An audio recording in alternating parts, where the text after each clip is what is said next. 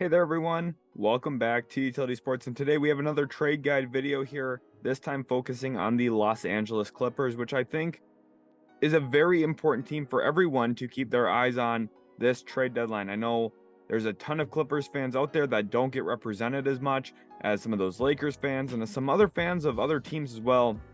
So if you are a Clippers fan, make sure to leave a like and subscribe. My co-creator Austin is a big time Clippers fan as well. So we'd love to have you be a part of what we do here at Utility Sports. Make sure to smash that like button for this video as well if you do enjoy everything you see in this one. And without further ado, let's jump into it now with a video preview. What exactly are we going to talk about in today's video covering those Los Angeles Clippers? Well, first of all, I think it's important to look at their current record. That's really going to indicate what they look to do this offseason, or excuse me, this trade deadline, especially when it comes to buying and selling, which we'll also talk about later on. But before that, we'll even get into the draft pick situation. Everyone remembers the Clippers trading all their first round picks seemingly with Shai Gilgeous-Alexander for Paul George. Well, things have changed. Time has passed, so maybe the Clippers have some assets that they can actually move this trade deadline. They also have cap space situation that's a little bit different from other teams, so we're going to talk about that as well. They do have a very, very rich owner in Steve Ballmer, which has really helped turn this team around in the last decade or so. Since the sale by Donald Sterling, this team has been very, very competitive. In fact, one of the best teams in the NBA in terms of wins over the last decade. So a lot of credit to those Clippers for that. We'll see if cap space is at all in their mindset this trade deadline. Like I said, we're going to talk about that buyer or seller category. I think it's pretty clear here for the Los Angeles Clippers what they're going to do at the trade deadline. I'm pretty sure you guys feel confident in that as well. And we'll look at some of those tradable players and their contract situations. For those of you who do not know how NBA trading works, contracts really indicate, first of all, value and the actual ability to make trades. If you don't have good mid-level size contracts that are tradable, it's very hard to get deals done in the NBA. The Clippers have a multitude of them, so we're going to talk about those players who we think could actually get traded, and if it's a realistic outcome that the Clippers make some moves in that projected activity level. Do I think they're going to be active? How active will they be? We'll answer that and more in this video. So let's go ahead and jump into it now here. Looking at the current record, they are 21-18 this season, which is good for 6th in the Western Conference. They're actually tied for 5th as well. So they do have 2 more wins than the Sacramento Kings at the time I'm recording. They also have 2 more losses, though. So both of those teams right now have similar record. They're as many games back from the top seed, but with the Clippers having played more, I give the edge to the Kings here in terms of the actual standings because they are technically ahead of them in terms of win percentage, which is the way I looked at it here. But, the Clippers, I think one big positive for them, Kawhi Leonard, Paul George, when those two guys have played together, they have been phenomenal. I'm talking really, really good. I believe they're 10-4 in 14 games played together. At least at the time I'm recording this, that's to my knowledge. It's possible by the time you're watching it, that record has changed a little bit. But I think the case in point here is they have their 2 best players on the floor. They win a lot of games. Paul George has been really, really good this season. Kawhi Leonard actually has kind of struggled in some regards this season, but I think he's been better than what some people have talked about. Right now, he's not hitting any of those 3-point shots. He's shooting about 27.4% from 3 at the time I'm recording this. That's obviously a concern. He needs to get some of that range back, and I think he's been struggling with some lift on his jump shots, especially from deep. And we've noticed that, right? 24-foot shots, you need to get a little bit of lift on your jumper to knock it down with regularity. Kawhi Leonard just hasn't been doing that. I think part of that's, his rehab from the ACL. He's only played, a handful of games. He's played less than 20 games this season. I do like that they are playing him at the same time as Paul George. They're not even staggering their minutes a ton yet either, which I like, letting these two guys get some rhythm and chemistry together again, which I think is very, very important in the NBA. You need to have that camaraderie, that team chemistry to go out and compete at a high level. You need to be able to read each other on the floor. These two guys can do that. They've been very, very good this year, like I said, when they were both on the floor at the same time. I think one concern I do have here for this team, though, is if they can stay healthy long term. And obviously that's been the concern for a while for these guys, right? Kawhi, PG, there's some questions about their durability. Now, the thing I really like, this team has a ton of depth. So they've been able to stay afloat even when those two guys don't play. think about the Los Angeles Lakers, Anthony Davis goes down. That's one big player with an injury, and it seems like their whole team falls apart. The Clippers are built completely differently. They have a ton of depth around their two-star players. They're in a much better situation than those rival Lakers. So let's go ahead and jump forward into that draft pick situation. Both the Clippers and Lakers traded a ton of first-round picks in their deals for some stars, both for Paul George and Anthony Davis. But the Clippers here now find themselves in a situation where they do actually have a tradable first-round pick in either 2028 or 2029. Thanks to the Stepien rule, they cannot trade both. They do own their 2027 first, but since the 2026 first is out to Oklahoma City, they actually, at this time, cannot trade 2027 either. So right now, they're kind of in a holding pattern in terms of what they can actually move. But, as time passes, they're going to have more and more assets that are tradable. And I think this is a really great example here of, hey, we have right now 2 first-round picks we could trade. And if they're patient here, they play their cards right, they could actually, in a couple of years, have 2 or maybe even 3 first-round picks that are tradable. So they've got a lot of flexibility still. I tried telling people about this when they made the trade for Paul George. It's worth it if you get Kawhi Leonard. They did. They made their first ever Western Conference Finals. Everything has panned out pretty well for the Clippers, even with some of the injuries and, not making the finals. They took a gamble, and I think it has paid off just given where this franchise was as a team that had never made the Western Conference Finals. They're a Kawhi Leonard ACL tear away from, in my opinion, winning the finals the year that Milwaukee did. So I think the Clippers, they positioned themselves well.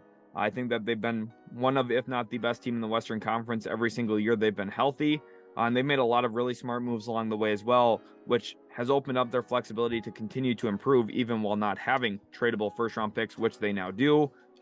As for long-term future cap space, they're not going to make any moves with the idea of opening up money. It's just not a realistic possibility. They've got Paul George, Kawhi Leonard, both on the books for $40+ million a year for the next 3-4 years. They're not going to trade some of their good players to open up cap space. It's just not really an option for them.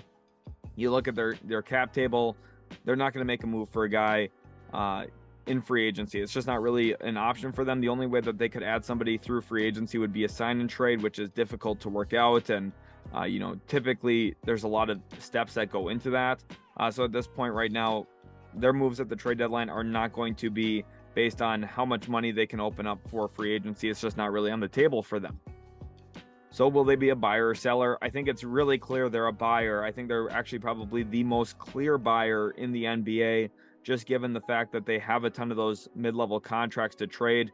Like I said here, tons of solid tradable contracts. They also have a $9.72 million trade exception from last season, trading away Serge Ibaka, which has been a genius mastermind move, once again, from Lawrence Frank, Jerry West, in that front office there in Los Angeles. Like I said earlier, those two, this front office has gotten everything right. Those two specifically, Lawrence Frank and Jerry West, those two get a lot of the credit for it, but the entire front office is a really, really great brain trust that has a really great picture of how to build a team for the current present without sacrificing a ton of your long-term flexibility. They make a lot of smart moves, and I think that they do a very, very good job of improving their team year in, year out. This team is always very active at the trade deadline. Last year, remember, they swooped in and made some crazy moves. They traded for Norm Powell and Robert Covington. I don't think anyone was really expecting that. I know myself that I was not. And then Serge Ibaka getting traded out was a genius move because it opens up this trade exception that we're going to talk about here in just a little bit. They also have 1 first-round pick that they can trade, and they have 6 tradable second-round picks. So they've got some things that they can throw into deals. Obviously love to have more draft pick flexibility here in terms of attaching into trades. But, given the fact that if they don't make that trade for Paul George, they probably don't have Kawhi Leonard. And then you're asking, what are we even doing here with the Clippers, right? Obviously, SGA's turned into a phenomenal player. And, you can maybe argue that the Clippers would have been fine anyway. But, the move for Kawhi Leonard, Paul George, if you have that on the table, every single executive would have made that move. If that's what you have to do to get it done, that's what you have to do. And I don't think that they regret it, honestly, at all. The only way that I think they would end up regretting it is if Shea becomes a consensus top 5 player in the world, which he's kind of starting to knock on the door a little bit. They'll be like, wow, what if we just kept our picks convinced Kawhi Leonard that Shai Gilgeous-Alexander was good enough to be a number 2 option on a championship team, which I think he is. There's a good chance that at some point he becomes a number 1 option on a team that is close to being a contender, right? So I think the Clippers, for the most part, they have to feel good about where they're at. They have a lot of good optionality still at this point to go make a buy now move. So who are some of those tradable players that would be attached in some deals? There's some interesting pieces to talk about here. Let's start with the 2 at the bottom here, actually, in Brandon Boston and Jason Preston. Both of them are on very cheap deals right now, second-round rookie deals. And because of that, contracts are not fully guaranteed, and they're very low money. So you can't really just trade those 2 guys for a player right now. That's not really how it's going to work, but those are what we call sweeteners when it comes to NBA trades. If you have players, especially young players that some other teams would have interest in, which I think Boston and Preston both present some value. Preston kind of more as a floor general backup point guard type. Brandon Boston as somebody who can be an off the bench scorer. At this point, I think Boston has even higher upside than that. If he were to be playing right now in a team like Houston, I think he'd be showcasing that. I think it'd be possible he's averaging 15, 18 points a game. This year, he's shooting fairly well from the field, specifically from 3, and he's averaging about 6 points a game in very, very limited minutes. We have not seen these 2 guys play a ton early on in their NBA career. Obviously, they're on a contending team, so there's not a lot of minutes to go around for these guys. And I think the one thing here about the overall tradable players, these are the guys that I could see the Clippers moving off of, sometimes for, reasons of, hey, we have too much depth, which not very many teams can say. The Clippers, I think, are one of the only teams in the NBA that can actually say that. And just in terms of maybe there's some upgrades out there that they would like to move some of these players for. I think one example here is Marcus Morris. 2 years, $33.4 million, a relatively solid contract in today's NBA, about $16.5 million a year, a little bit north of that number. And with Mook here, I think one issue with him that I've had since they traded for him from the New York Knicks, he's a ball stopper. The Clippers, when they're at their best, they get drive and kick, and then they swing, and they get a corner 3-pointer or a slightly above the break wing 3-pointer. That's when they're at their best. They drive, kick, swing the ball around, and 5 out. The issue, though, with Marcus Morris is sometimes he catches the ball, and instead of swinging to the open guy, he catches, holds for a second, jab steps, takes one dribble, and shoots a contested mid-range jump shot. He's a good player, don't get me wrong. Marcus Morris, he's been a relatively solid player for them all year long. His net rating right now is hovering right around 0, which means he's not hurting them at all. In fact, they're playing kind of neutral with him on the floor, which is what you'd expect for a team that's slightly above 500 anyway. So for Marcus Morris, trading him doesn't mean, they get instantly better, but it's a very good contract to attach into something that gets you towards some numbers that you need to get to in order to add some better players. And I think that's where the Clippers have to do some soul searching here and decide, okay, can we mortgage, a guy like Marcus Morris, who I think defensively still gives them some of that physicality, toughness that you really need when you're playing small ball, 5-out offense. You need players like Marcus Morris, but at the same time, I think to improve their offensive, components, and maybe also you could look to move him for a big man. And maybe you don't play as much small ball because maybe you get a talented big who actually fits what you want to do. And I think that's the one thing people need to consider. Small ball is a gimmick, and the only reason to play that way is because you don't have a skilled big man. Think about the Philadelphia 76ers or the Denver Nuggets. Would those teams ever actually play sustainable small ball for extended amounts of time? No, of course not. And the reason why is because they have skilled big men. The only reason to play small ball is because you don't have good bigs. And if the Clippers were to find consistently good bigs, and I'm not saying Zubac isn't good. Zubac is a very solid center for what he gives you. The issue, though, is he's not someone who can play into that 5-out style, right? He's not going to shoot a bunch of 3-pointers. He's had some monster games this year, and I don't think he's someone that they'll even look at trading. I think they love having him. But the reality here is he doesn't fit the spacing that they want to play with and the pace that they'd like to play with. Luke Kennard, I included him on here. He's on a very team-friendly deal, about $15 million a year, a little bit north of that number as well, like I talked about with Marcus Morris. He's got a team option for the final year, again, making it very team-friendly. If things ever start to go south for him, you could just decline that team option if you want, but I would be shocked if they ever did that because he's one of their best offensive weapons, especially when he's shooting the basketball. Now, one thing that I've noticed about him in the last 2.5 years in his time in LA, he's a little hesitant and he's a little passive. Think back to his last year in Detroit. He was averaging about 16 points a game, 5 assists. I would love to see that aggressive Luke Kennard come back out consistently for the Clippers. Now, I think there's an understanding in his head that says, wow, I play with Paul George and Kawhi Leonard. Those two guys are superstars. Let's get them the ball. Let's have them take a good amount of shots. And I understand that, but I think if he continues to be a threat from the perimeter off of movement, I think it's going to expand this offense to new heights. And I think that he's got to continue to be aggressive. He's been passive for the most part, but some games he takes over, and he's had some really awesome moments in LA.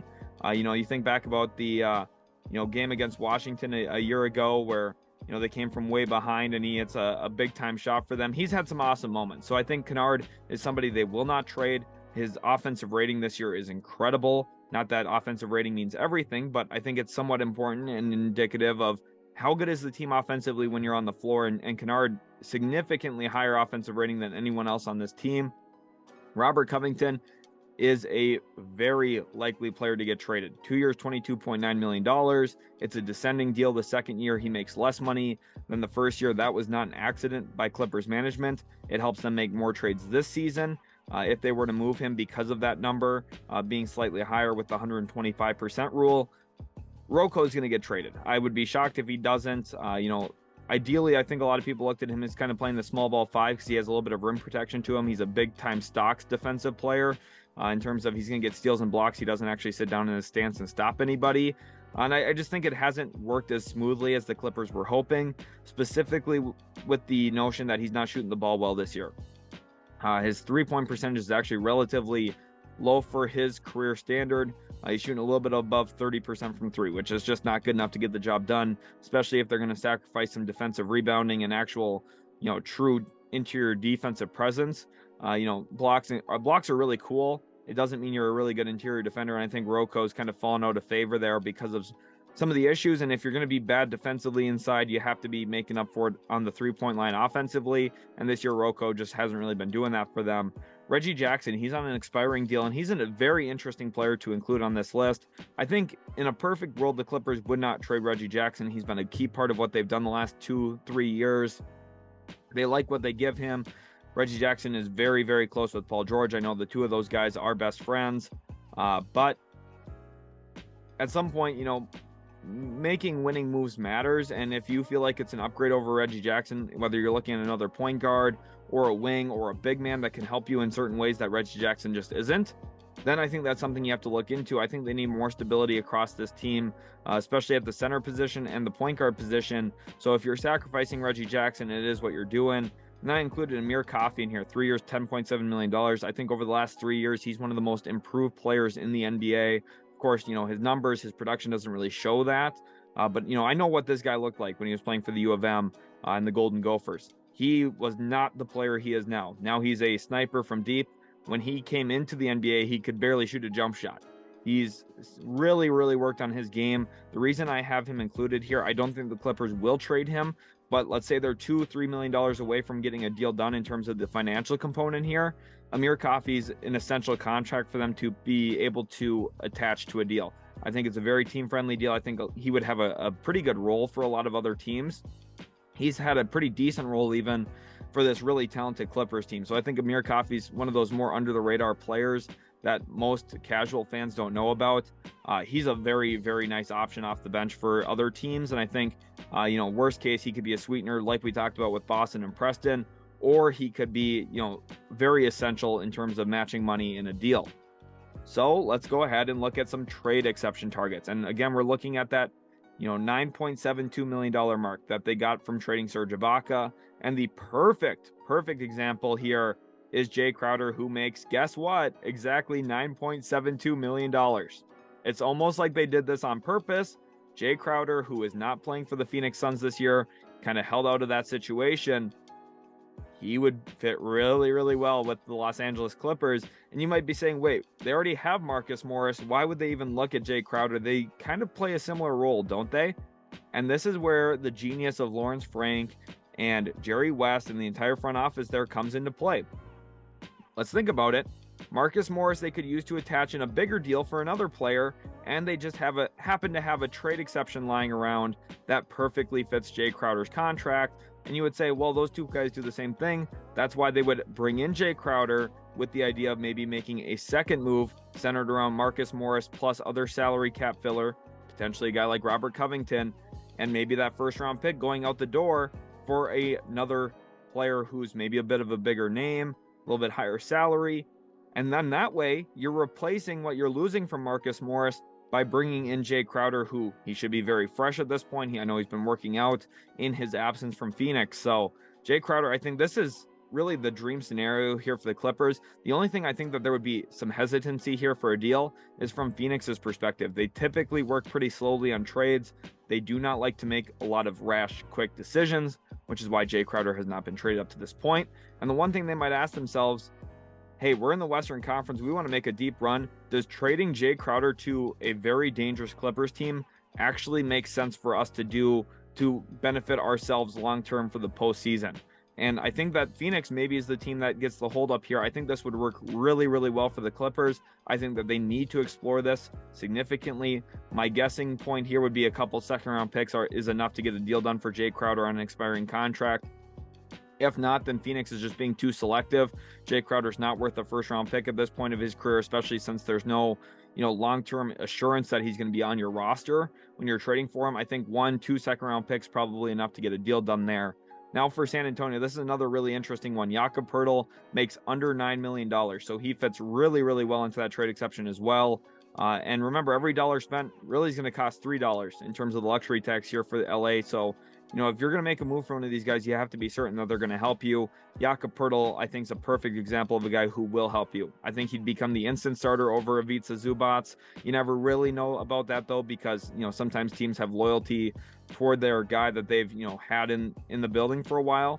And they would have to get Poeltl caught up to speed with some of the things they want to do. Now, Poeltl doesn't fit into the switching defense that they want to run, but we've seen that be, liable to have some issues in the past. I think that, Poeltl gives you a really, really good drop coverage big. He's a better defensive big than Zubac. I think offensively gives you something pretty similar to him. So you might be saying, well, what's the point of getting Poeltl if we already have Zubac?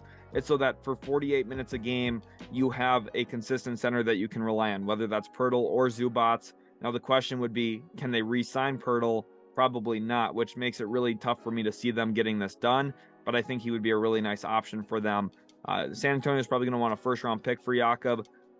Again, that makes it tough for the Clippers to do here. I don't think that they're going to want to, shoo out their only first-round pick that's tradable right now for Jakob Poeltl.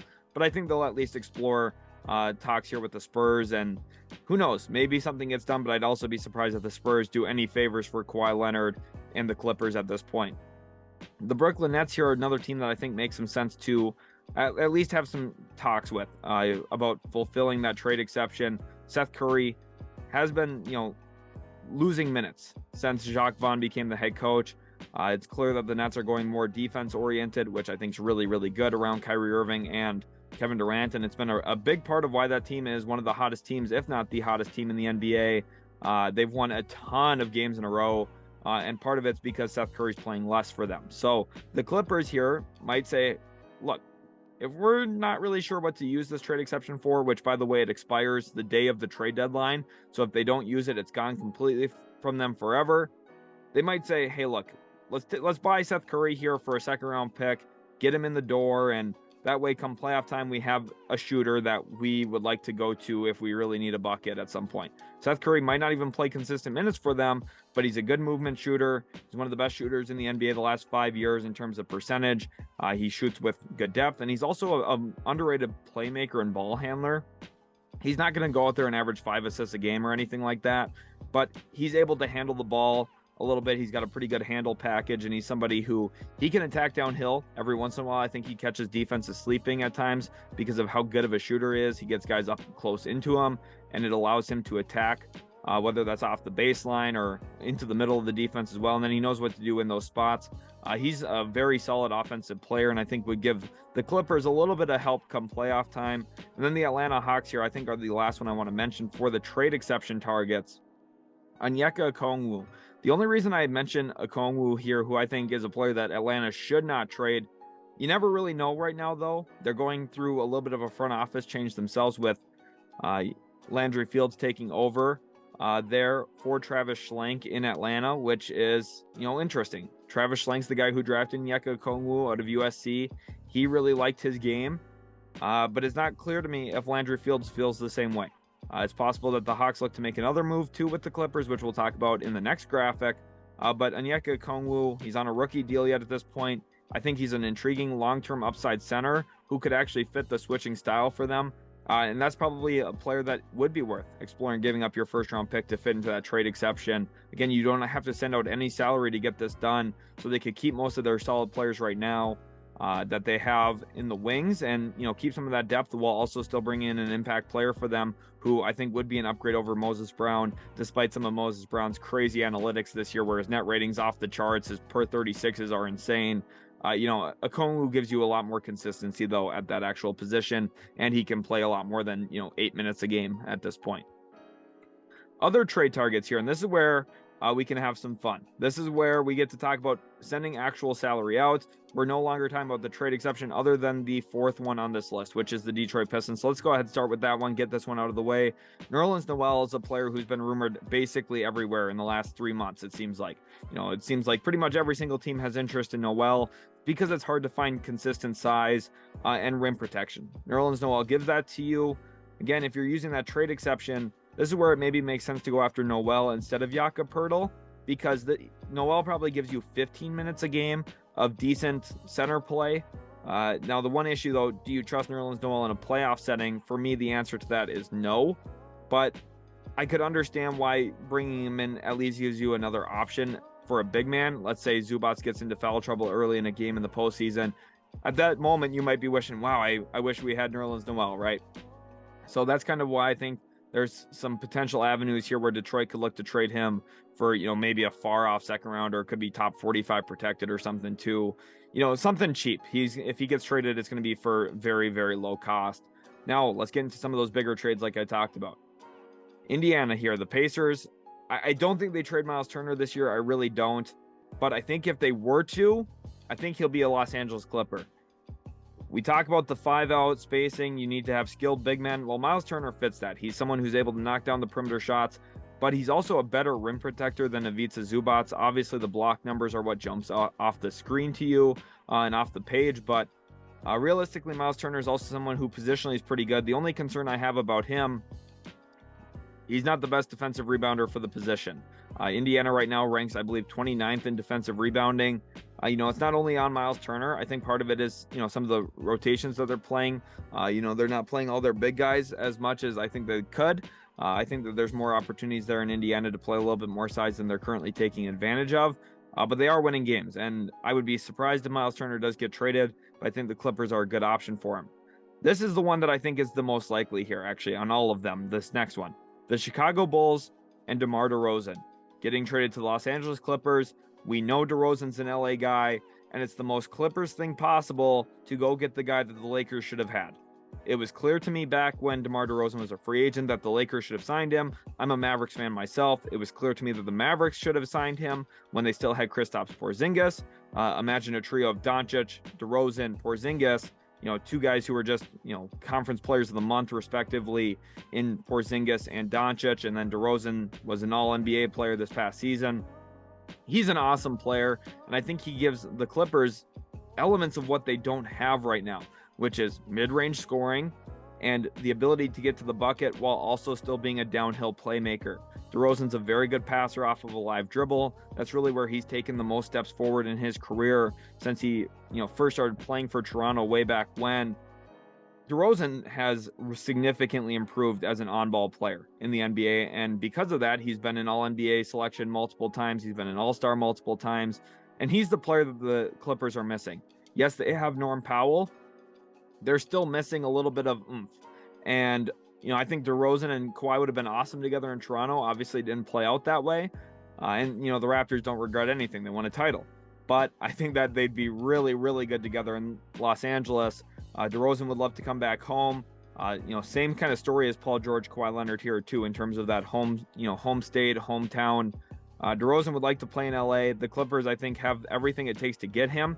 And, when I mentioned earlier trading away a first-round pick, Marcus Morris and Robert Covington, this is the player I had in mind. Financially, you can make this work. If you need to attach sweeteners for the Bulls to get it done, this is where you would want to attach a Brandon Boston, Jason Preston, whatever else it takes, honestly, to get this done. If you have to throw in Amir Coffey, you do it. DeMar DeRozan's that good of a player. It can be the difference here from the LA Clippers being a really good team and a dangerous team in the playoffs to becoming the actual true favorite in the Western Conference to win it all. And I think if they did make a trade for DeRozan, I think everyone would have to look at this and say, yeah, that team's really, really darn good, especially since they have the trade exception. That's where if you go out, get Jay Crowder back, you probably bring back in a little bit of that size physicality. Your team's really, really ready to make some moves come playoff time and advance deep into the postseason. The Atlanta Hawks, I referenced them earlier as a team that maybe would look to make a different trade with the Clippers other than Onyeka Okongwu. This is the one I was referencing, Clint Capella. He's a center that's been there and done that in the postseason before. I think about some of his deep runs in the playoffs with James Harden in Houston. Now, I don't think this is the guy that they need. I don't think this is the guy that they should want. But Atlanta's at least going to try, right? They're going to try and trade Clint Capella to LA. They're going to try trading Clint Capella everywhere. It seems like since they got him, he's almost been in trade discussions pretty much every single season and offseason. Capella is a name that we always hear on the trade block. And part of the issue is I think the Hawks would like to get a little bit more value for him, viewing him as their starting center than what other teams are willing to give up. And a lot of teams are looking at him and saying, okay, he's like the 18th best center in the NBA, arguably. You know, I think that Capella's an okay option for teams, but I don't think he's significant enough of an upgrade over Zubac, even if I don't even know if I would say he's an upgrade, honestly, either with some of the issues with his health and, you know, staying on the court. So for me, I don't see this as a likely outcome for the Clippers, but I think the Hawks will try to have discussions with a bunch of teams about Capella. Let's jump over that Nerlens Noel one now to the Toronto Raptors. And, you know, we talked about DeRozan, former Raptor, going to LA. Well, the Clippers have brought in some former Raptors before. They did it with Kawhi, obviously. They brought in Serge Ibaka later. They traded for Norm Powell. So there's been some Raptors reunions there in Los Angeles playing for the Clippers. And Fred VanVleet's an interesting one to name here. I talked about stability at the point guard position. VanVleet, who is, I think, in some regards, overrated. I think he is a good player. I think he's a solid defender, which I think would be a big positive for the Clippers here, staying in front of other guards. VanVleet's got a good physical frame to him, despite, you know, being a little bit shorter. He does play physically. I think he plays much bigger than he is, which I think could help the Clippers defensively. And offensively, he's been a big-time shot maker in the past. You think about the Raptors' run to being world champion, winning the NBA Finals. VanVleet was essential in that. At moments, he was the best guard on that team, even above Kyle Lowry and above some of the other players there in Toronto. I think VanVleet was essential in winning an NBA title for the Raptors, and I think he could go a long way in helping the Clippers here too. He's a significant upgrade over this version of John Wall. He's a significant upgrade over Reggie Jackson. Now, if they're asking for a first-round pick for him, it's kind of tough for me to want to do that. But at the same time, I would at least entertain that and really think about it. I'd probably lose a little bit of sleep. A fun option here that I really like for the Clippers here is a trade with the Minnesota Timberwolves. Naz Reid has been really good this season for Minnesota. He's been one of the few bright spots that I don't think a lot of people were expecting. He's kind of playing a third center role right now for the Minnesota Timberwolves, but given the injuries to Karl Anthony Towns, Rudy Gobert's missed some time this year as well with some illness stuff that was going on a little bit earlier on in the year. Naz Reid stepped up big time. He's had multiple 20-plus point performances. And for anyone who watches Naz Reid, you know this guy can step out and knock down the three-point shot with regularity. So if you're looking for a cheaper Miles Turner option, it's Naz Reid. But there are some drawbacks. Like I talked about with Miles Turner not being the best defensive rebounder, Naz Reid's even worse. Naz Reid's one of the worst defensive rebounders for the position in the NBA. It's very irregular for him to get box outs and for him to succeed even when he is trying to box out. He's a turn and look kind of guy when it comes to rebounding, which is not a positive. He also plays very, very small for the center position. He's about 6'10", 6'11", but he gets bullied around like he's 6'6", and he gets pushed around like he's 180 pounds at times. His interior defense is not great. So if you're looking for a five who presents a little bit of size, Naz Reid, seems the part, but I do think that he plays smaller than, what his actual listed height and weight are. So I think that's something you have to consider if you're the Clippers. The offensive, output as being a three-point shooter definitely does fit what they'd like to do in terms of 5-out, and he does present more actual physical size. But again, he doesn't play that way. So that's something I think they really have to weigh before they would make a move for him. But, they could get to his money really easily. And I think that for the Timberwolves, what you'd see in return, probably something like Marcus Morris, because I think right now the Wolves need a little bit more physicality, which they're not getting with Naz Reid. And I think they need someone who's a little bit more vocal as a leader, which I think Marcus Morris, to a certain extent, is. He kind of leads by example, but he's someone who doesn't mind getting in the grill of somebody else. And I think that would really help this Timberwolves team right now, who, in my opinion, outside of Rudy Gobert, plays relatively soft. The Washington Wizards, Kristaps Porzingis here, I think is a really fun option. Of course, they know him well. They got to see him in 2 playoff series where things got really chippy between the Mavericks and Clippers. The Clippers came out on the positive side of both of those series and essentially ended Porzingis' time in Dallas prematurely.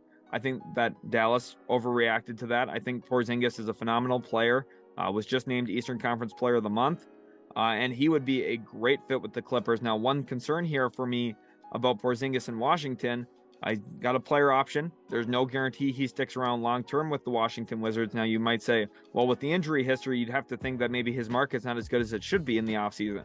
And I think that's possible. But if you're Washington, are you willing to risk him getting to free agency and potentially losing him or having to bid on him in free agency? I think that's a big risk.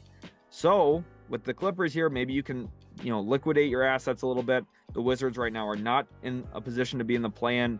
It almost looks like they're a lock to be a lottery team, even while Porzingis plays as well as he has this year. The team around him is just not that good. Bradley Beal, Porzingis, both are really good players. There's just not a lot of congruency and fit right now for the Washington Wizards. So I think that they need to look at making some moves. And Porzingis, if you're looking for a 5 who can stretch the floor and shoot the ball and also protect the rim, Porzingis is the best available option this trade deadline. There's no question about it to me. If he becomes actually available, if Tommy Shepard and the Wizards are willing to entertain offers for him, he is a significantly better player than Miles Turner. If he were to stay healthy, I think everyone would universally accept that. He had some of the best years of his career in Dallas. If you don't believe me, go look at his numbers compared to his breakout year with the New York Knicks, and you're going to say, wow, utility sports guy here is right. It's because I am. Porzingis is a very, very good player. When he's healthy, he's a top 35 player in the world, in my opinion. He's somebody who should get serious all-star consideration this year, and if he doesn't make it, I'd be kind of surprised, honestly. But, the East front court is kind of crazy as well. So there's a lot to talk about here with Porzingis. I think he's a great fit, though, with the Clippers if they were to at least explore this. So when it comes to projected activity level, I think there is zero chance, and I mean, I'm saying this very confidently, in most of my trade guides here, I'm not this confident about this. There is zero chance that they go past the trade deadline without making a trade. They will. I promise you, the Los Angeles Clippers will make a trade. Now that I'm saying it, they probably won't, but that's how these things go, right? I would be shocked if they don't make at least one move. I think that they need to utilize that trade exception. Every single tiny move here can help you win a championship. Even if it's not going out and getting a guy like Porzingis or DeRozan. A slight move, a slight adjustment to kind of hide some of the flaws on this team could be the difference between winning a series in 7 games compared to losing it in 6. And if you feel like there's marginal upgrades there for you, you need to take them. So I think the Clippers, with their current situation, there's not a lot of time for them to wait. With where Kawhi Leonard, Paul George are at in their careers, the injuries that those two guys have sustained over the last, decade or so, both of them have been, very injury plagued in their career. I wouldn't say injury prone. I don't think that's a really fair thing to say about them. I think they've been injury plagued. So I think that they have to make some moves and try and maximize their window here while they still have it. And, you can recover from there. I trust this front office a lot, and I think that they can make a lot of moves to steer the direction of this franchise in the right way. Thank you guys so much for watching. I really hope you did enjoy this video. I had a lot of fun recording here about the Los Angeles Clippers. If you are a Clippers fan, please subscribe to the channel. And if you're not, if you're just a fan of the NBA in general, hit that subscribe button as well. We're going to cover all 30 NBA teams this year with trade guides. So I'm very excited about that. We've already got a good amount of them out of the way. And, I'm going to be live for the trade deadline as well here on the channel. So a lot of fun stuff to talk about. We're going to keep, all the options open in terms of some trade talk. So I'm very excited. Again, leave a like, subscribe to the channel for more, and we'll catch you in the very next Utility Sports video.